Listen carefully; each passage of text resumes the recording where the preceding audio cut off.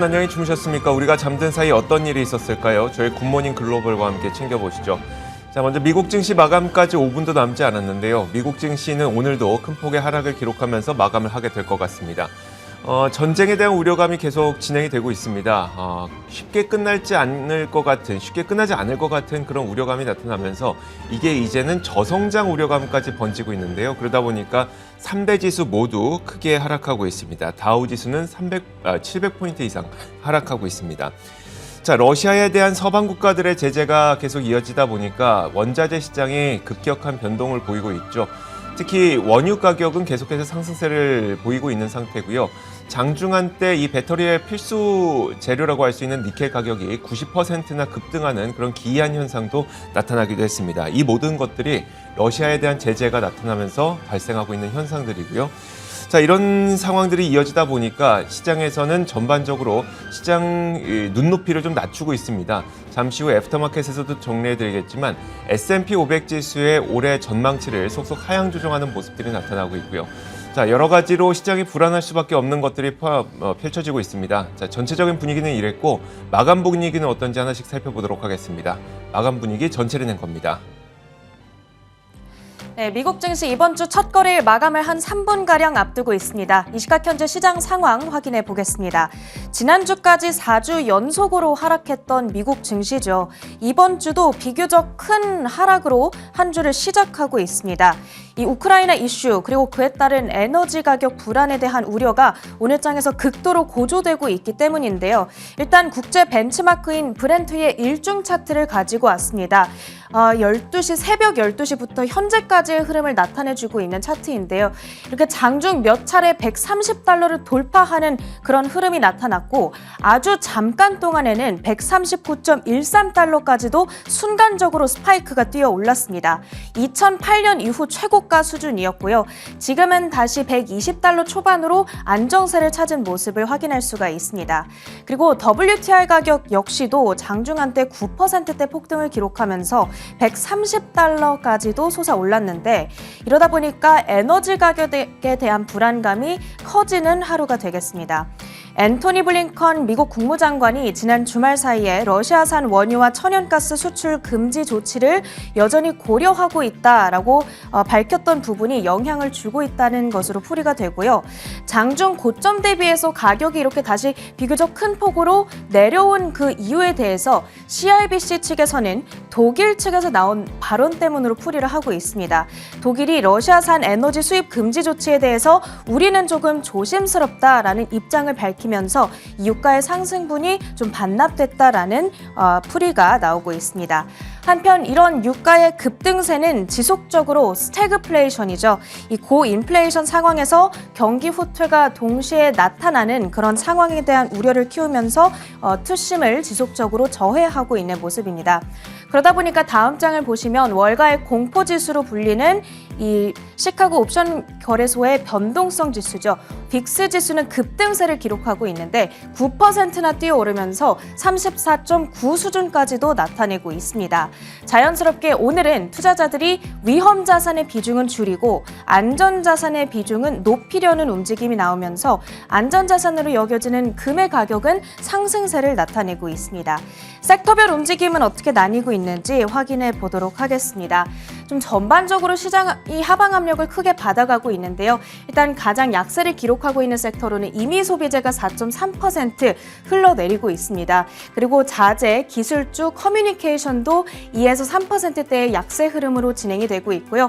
그나마 에너지와 유틸리티는 이 에너지 가격의 상승에 힘입어서 시장 대비 선방하는 그런 흐름으로 진행이 되고 있습니다. 필수 소비재 그리고 헬스케어, 자재, 산업 섹터는 1%대의 낙폭을 기록한 채 현재 진행이 되고 있습니다. 이렇게 마감 직전 뉴욕 증시 분위기 확인해봤습니다.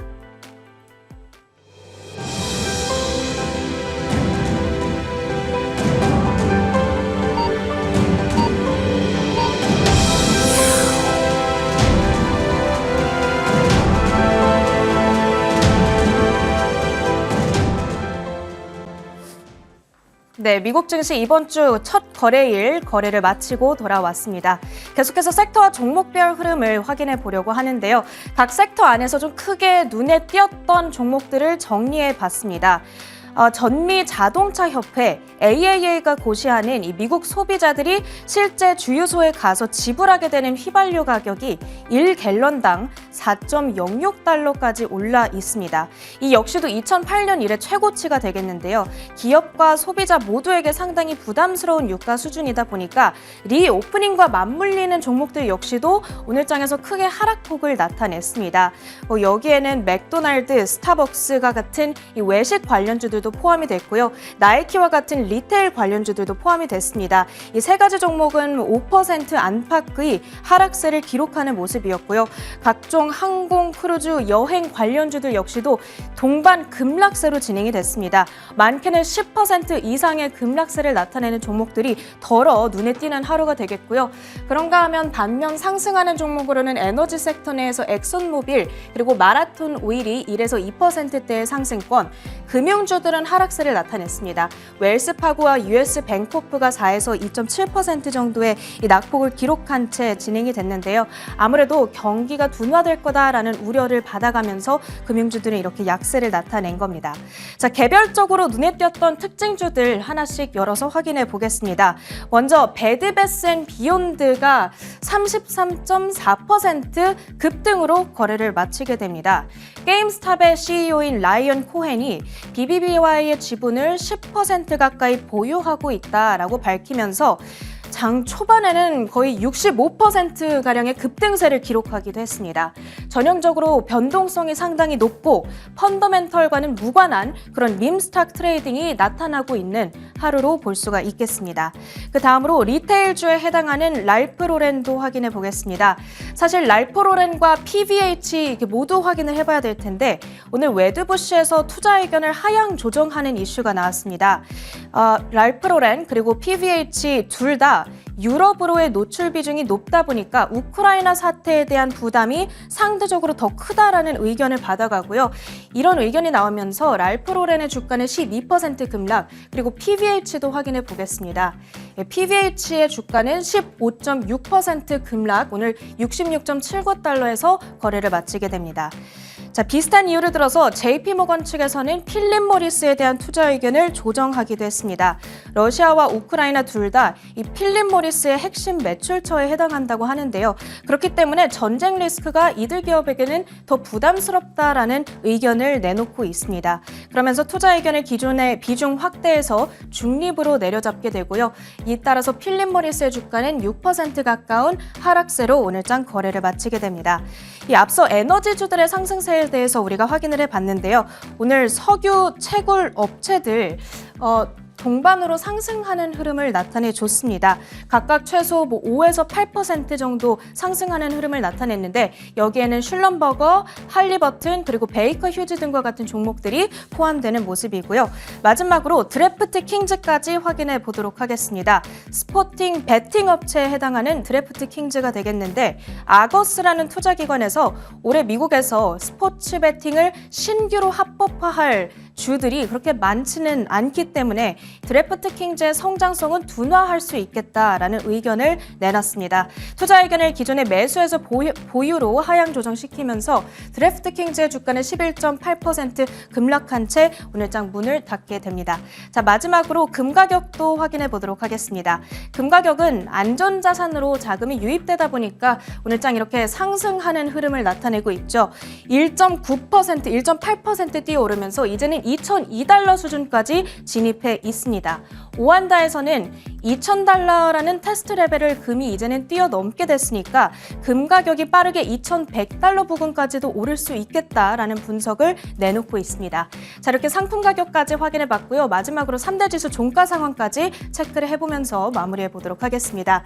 자, 먼저 다우지수입니다. 다우지수는 2.25% 하락으로 오늘 거래를 마칠 것으로 보입니다. S&P 500 지수 비슷한 수준으로 2.7%가량의 낙폭을 기록하고요. 나스닥 지수의 낙폭이 가장 두드러지는 하루입니다. 3.5%가량 급락하면서 12,851포인트 수준 현재 가리키고 있습니다. 미국 증시 마감 상황이었습니다.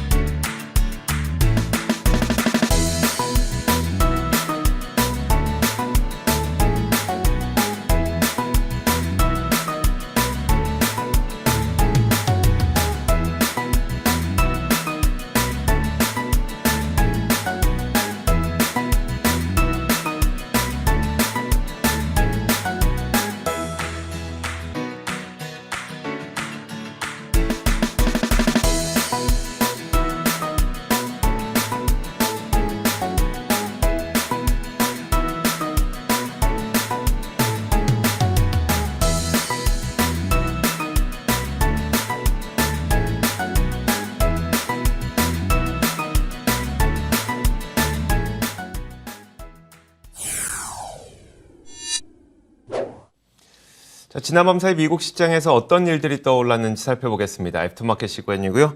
신한금융투자 WM 리서치부 최진석 팀장 함께하겠습니다. 어서 오세요. 안녕하십니까? 네, 안녕하세요. 자, 오늘도 총 4가지의 키워드를 통해서 지난밤 사이에 있었던 일들을 하나씩 정리해드리도록 할 텐데 첫 번째 키워드가 무엇일지부터 열어보겠습니다.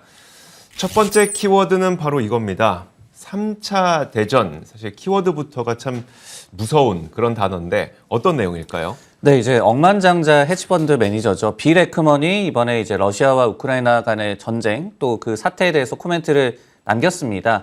그 요지가 3차 세계대전이 이미 시작된 것 같다라는 그런 발언이었는데요.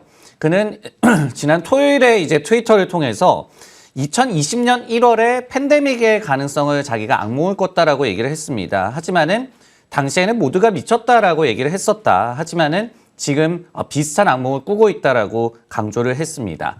당시에 이제 미국에서의 코로나19 이 확진자 수가 한 7,000명 정도에 불과했었죠.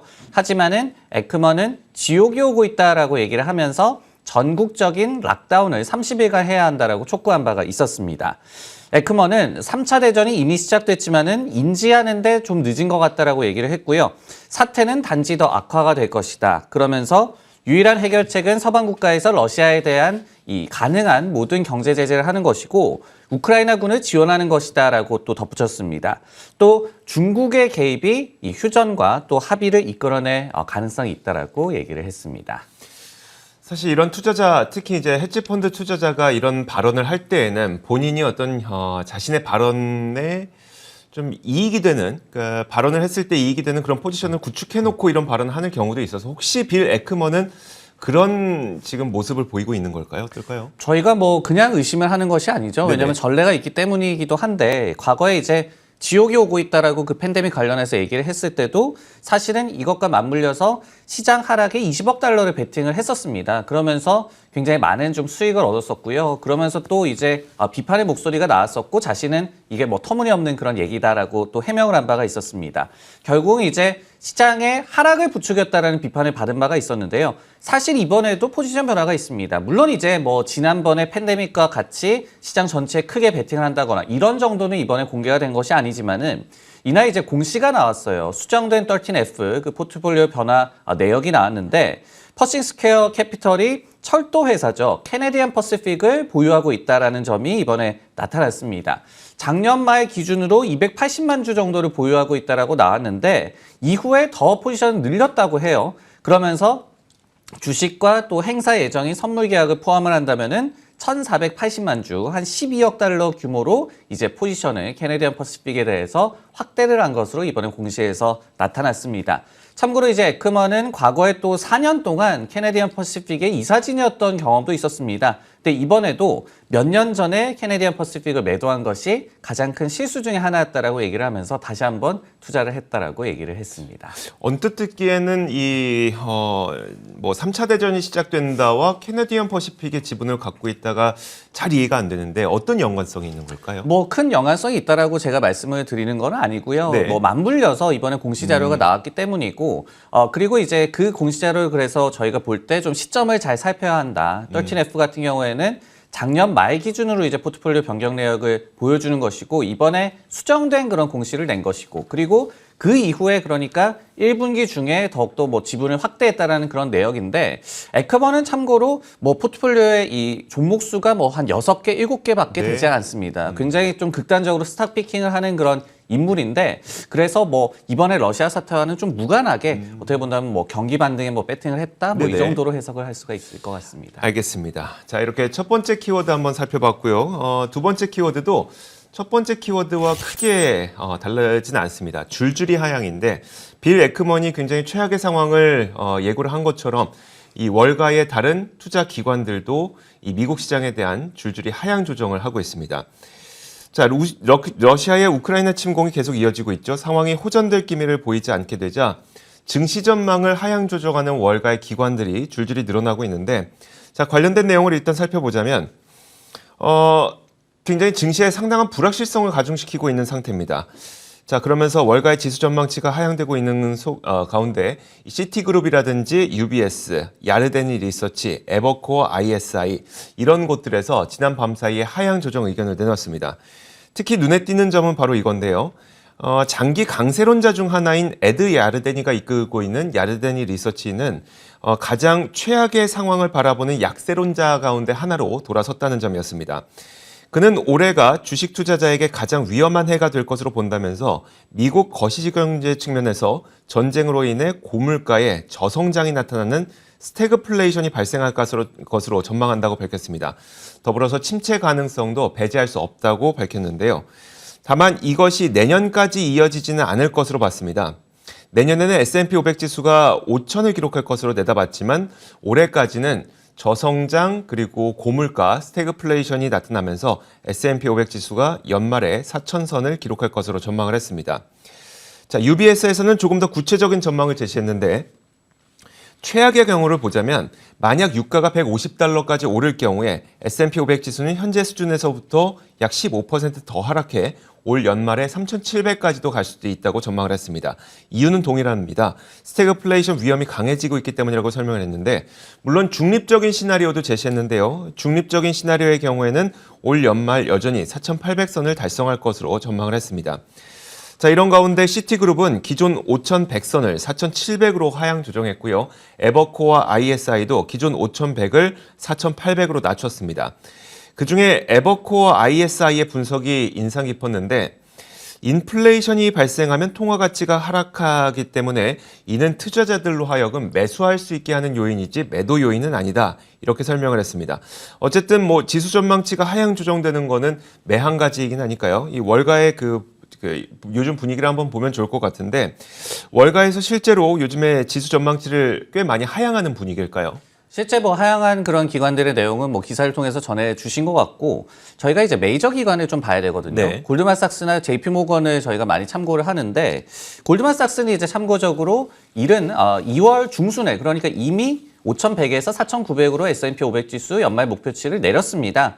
그리고 이제 JP모건은 아직까지 좀 변화가 없는 상황인데 당시 이제 골싸게 하향 이유는 금리 인상 전망을 상향 조정한다라는 것이었죠. 그러면서 또 JP모건은 아직까지 좀 낙관으로 유지를 하고 있다. 두 기관이 그러니까 골드만삭스는 추가로 만약에 내릴지 아니면 JP모건은 5,000 넘는 그런 목표치를 내리면서 좀 비관론적으로 선회할지 이 부분을 좀 체크하는 것이 좀 중요할 것 같고요. 여기 한 가지 더해서 시티그룹에서 이번에 목표치를 내렸다라고 밝혔죠. 근데 또 이렇게 얘기를 했습니다. 이익 전망치의 수정은 없지만은 미래 밸류에이션에 이제 영향이 있을 것이다. 그래서 이런 모든 불확실성과 공포 심리 때문에 앞으로의 좀 밸류에이션을 낮게 줄 수밖에 없다라고 얘기를 했거든요. 그렇기 때문에 즉 실제로 이익이 타격이 있다라고 지금 본다라기보다는 공포 심리를 반영해서 목표 주가를 좀 내렸다라고 해석하는 게 좀 더 맞을 것 같습니다. 또 참고로 시티그룹 같은 경우에는 며칠 전만 하더라도 러시아와 우크라이나 갈등에 따른 금리 하락이 오히려 성장주의 호재가 될 것이다. 이런 좀 역발상의 그런 분석을 내놓기도 했었어요. 그러면서 미국 주식에 대해서 비중 확대 의견을 또 내기도 했기 때문에 이런 부분이 또 한쪽으로 굉장히 분위기에 휩쓸려서 의견들도 좀 나오고 헤드라인도 좀 장식을 하는 부분도 저희가 좀 감안해야 될 것 같습니다. 알겠습니다. 결국은 지금 월가에서 내놓는 그 의견들을 보자면 모든 것을 대변할 수는 없겠습니다만 이익의 타격이 아주 심각할 거라고 보는 것보다는 밸류에이션이 좀 많이 낮아질 것이라고 보는 의견들이 좀 많은가 보네요. 그렇죠. 저희가 이제 월가 기관들의 S&P 500 지수 목표치를 보더라도 EPS 전망치 곱하기 포워드 PER이거든요. 그렇죠. 근데 이제 그 둘 중에 하나가 하락이 하면은 결국은 이제 목표치가 하향되는 건데 둘 다 하향되는 경우도 있고요. 근데 지금 같은 경우에는 이익 전망치를 빠르게 좀 내린다라기보다는 밸류에이션을 일단은 좀 낮게 잡는다. 그러니까 앞으로 시장이 이 증시의 성장성에 대해서 배팅하는 그 눈높이를 좀 낮춘다. 이 정도로 좀 나오는 것 같고 근데 향후에는 실제로 이익에 대한 타격을 좀 반영을 해서 네. 이익 추정치가 낮아지는 경우도 있을 텐데 그런 또 트렌드 변화를 저희가 좀 잘 살펴야 될 것 같습니다. 알겠습니다.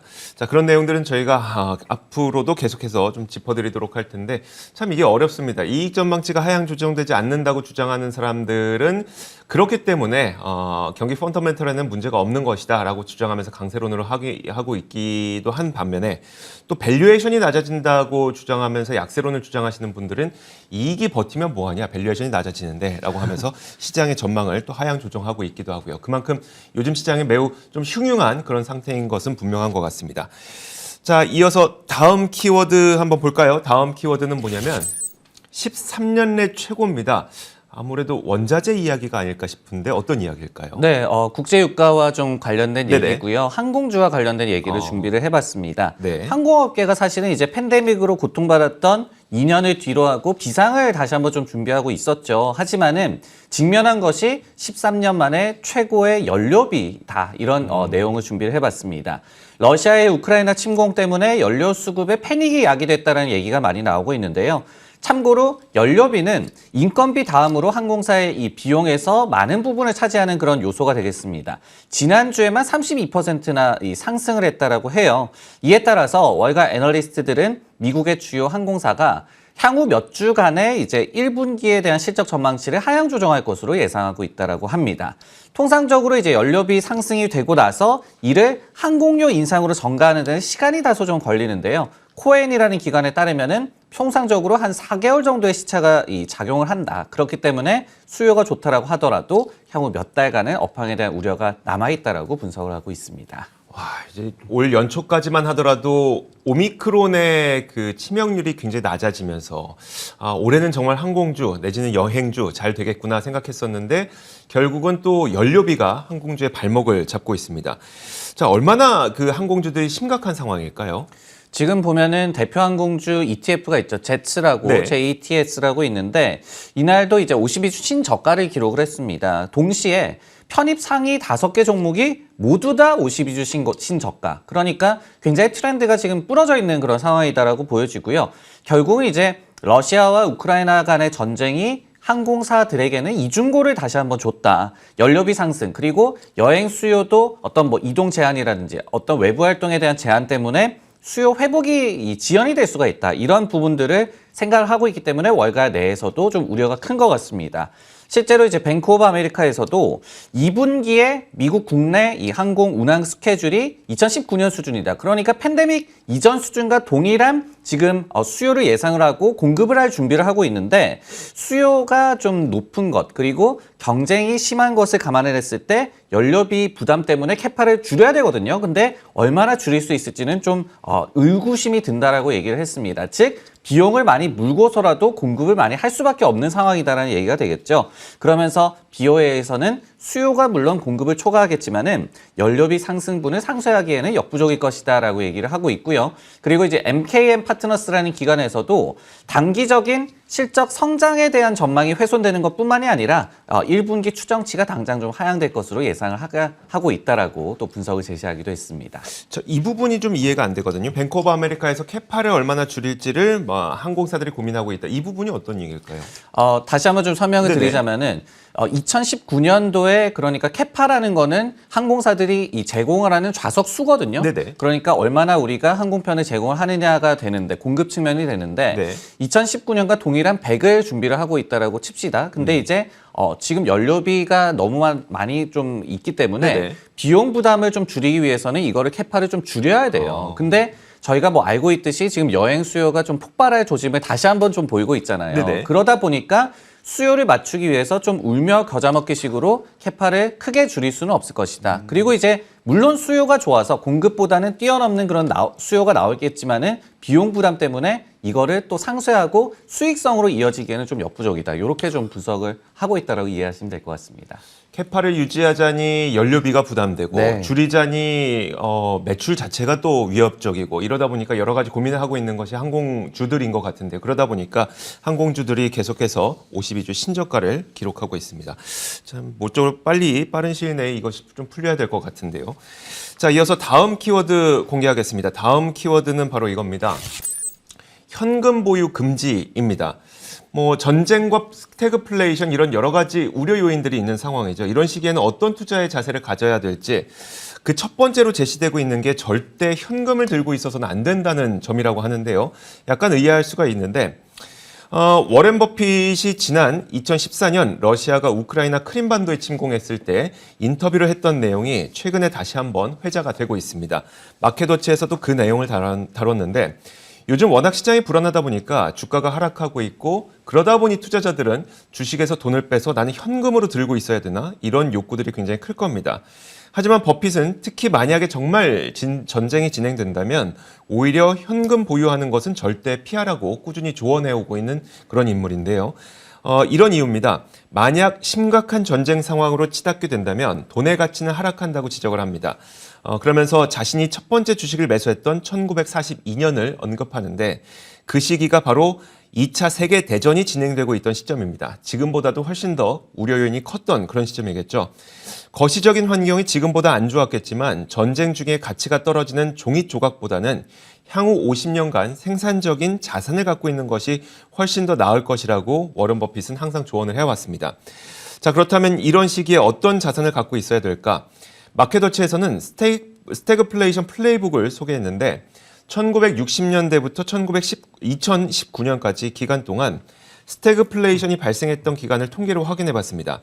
그 기간을 확인해 보니까 제약과 헬스케어 장비, 유틸리티 같은 전통적인 방어주가 당연히 좋았고 기술주 중에서도 괜찮았던 그런 기업들이 있었는데 바로 방어적 성격을 갖고 있는 소프트웨어가 좋았다고 합니다.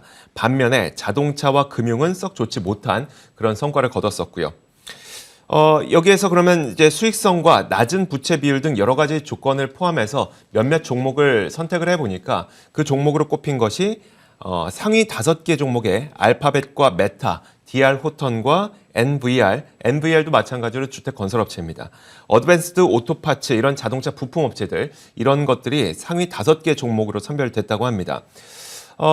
스태그플레이션이 정말 다가올까 굉장히 시장에서 우려감이 큰 상황인데요. 그러다 보니까 이 시기에 맞는 투자 전략을 월가에서는 어떻게 제시하고 있을까요? 네, 일단은 스태그플레이션이라고 하면은 경기 침체가 오는 겁니다. 네. 인플레이션이 높게 유지가 되면서 그러면은 시장 전체가 어려울 수밖에 없어요. 우리가 스태그플레이션 오는데 시장 괜찮을 거다 얘기하는 거는 굉장히 좀 무리가 있습니다. 그래도 이제 대응을 해야겠죠. 어떤 스태그플레이션 공포에 대응한다라는 그런 측면이 되겠는데 한 3가지 정도로 요약을 해봤습니다. 첫 번째는 현금 창출 능력이 좀 특출난 기업들. 왜냐하면 이 기업들은 이익을 좀 방어할 수도 있겠고 그리고 이제 주가 측면에서도 어떤 자사주 매입이라든지 아니면은 배당금이라든지 이런 주주 환원을 통해서 주주의 가치를 어느 정도 지켜줄 수가 있거든요. 그리고 두 번째는 가격 결정력이 있는 기업들. 여기에 또 업스트림 생산하는 기업들이라는 그런 예가 있습니다. 이거는 최종재가 아니라 반도체 같이 중간에 들어가는 그런 부품 같은 거를 생산하는 기업이 되겠고요.